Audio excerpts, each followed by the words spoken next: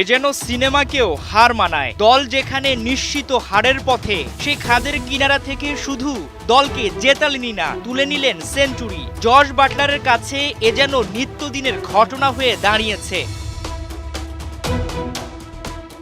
একজন bowling allrounder হয়েও আইপিএলের মতো মঞ্চে সেঞ্চুরি করা সম্ভব, এমন প্রশ্নের উত্তর বাকিদের কাছে কঠিন হলেও সুনীল নারিনের কাছে ছিল কেবলই সময়ের অপেক্ষা করা। কলকাতায় মঙ্গলবার রাজস্থানের বোলারদের পিটিয়ে এক অনন্য ইতিহাসই রচনা করলেন এই ক্যারিবীয়। আইপিএলের টেবিলের শীর্ষে উঠতে কলকাতার লড়াই রাজস্থানের সঙ্গে। টস ভাগ্য টেবিল টপারদের পক্ষে, রাজস্থান আগে ফিল্ডিংয়ে। কলকাতার শুরুটা খুব একটা ভালো হয়নি। মাত্র 21 রানেই উদ্বোধনী জুটি ভাঙে ফিল সল্টের উইকেটে। 10 রানেই এই ইংলিশ ক্রিকেটার সাজঘরে।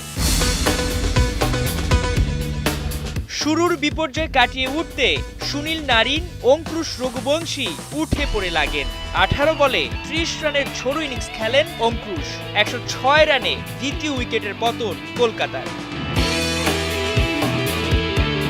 2 উইকেট হারিয়ে কিছুটা বিপাকে শাহরুখ খানের দল। তবে 22 গজে নারিন ছিলেন অপ্রতিরোধ্য। টি-20তে রান করা যেন ওর কাছে বা হাতের খেল।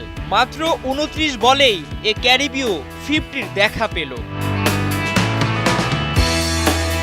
দল ভালো করছে ধারাবাহিকভাবে, বিপরীতে কাপ্তান শ্রেয়াস আয়ার মেলে ধরতে পারছেন না নিজেকে। রাজস্থানের বিপক্ষে ওর ব্যাটে এলো মোটে 11 রান। সবার আসা যাওয়ার মাঝে সব আলো কেড়ে নেন সুনীল নারিন। 11টা 4 আর 6টা 6-এর মারে মাত্র 49 বলে তুলে নেন আইপিএলে নিজের প্রথম সেঞ্চুরি। বোলিং অলরাউন্ডার হয়েও ক্রিকেট দুনিয়ায় টি-20 ক্রিকেটে অনন্য রেকর্ড তার ঝুলিতে। শেষমেশ 56 বলে 109 রানের ইনিংস খেলে বোল্টের বলে বোল্ড হন সুনীল নারিন। নির্ধারিত ওভার শেষে কলকাতার অ্যাকাউন্টে 6 উইকেটে 223 রান। রানতারায় 47 রানেই 2 উইকেট হারিয়ে বসে রাজস্থান। শুরুর ধাক্কা সামলে ওঠার চেষ্টা রিয়ান পারাগের। 14 বলে 34 রানেই তাকে আটকায় হার্ষিত রানা। 97 রানে 3 উইকেট হারিয়ে মহা বিপদে টেবিল টপাররা। ব্যাটের পর বল হাতেও দুরন্ত সুনীল নারিন। 4 বলে 2 রান করা ধ্রুব জুরেলের উইকেট তুলে দলকে করলেন রঙিন। ম্যাচ থেকে অনেকটাই লাইনচ্যুত রাজস্থান। তবে জশ বাটলার তখনও দলকে আশায় বাঁচান। 36 বলে ইংলিশ ব্যাটার 50-র দেখা পান।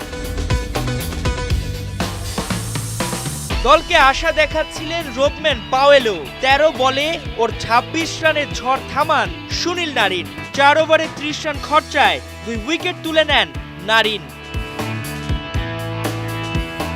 শেষ পর্যন্ত জশ বাটলার লড়ে যাবে আর সঞ্জু স্যামসনরা হার মেনে নিবে। দৃশ্যপট ছিল এমনই, কিন্তু 22 গজে যে ব্যাটার বাটলার তখনও মাটি কামড়ে আছেন। 14 ওভার শেষে রাজস্থানের সংগ্রহ 6 উইকেটে 128 রান। এরপরই বদলে যায় ম্যাচের দৃশ্য।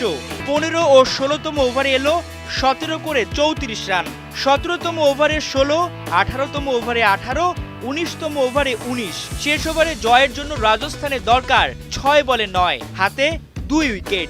সেঞ্চুরির জন্য বাটলারের প্রয়োজন 2 রান। প্রথম বলে 6 হাঁকিয়ে সেঞ্চুরি তুলে নিলেন বাটলার। টুর্নামেন্টে যা নিজের দ্বিতীয়, কিন্তু নেই কোনো সেলিব্রেশন। বাকি 5 বলে দরকার 3 রান। শেষ বল অবধি গড়ালো খেলা, 1 বলে 1 দরকার। বাটলারের ব্যাটে রানও এলো, শ্বাসরুদ্ধকর জয় তুলে টেবিলের শীর্ষস্থান ধরে রাখলো সঞ্জু স্যামসনের দল।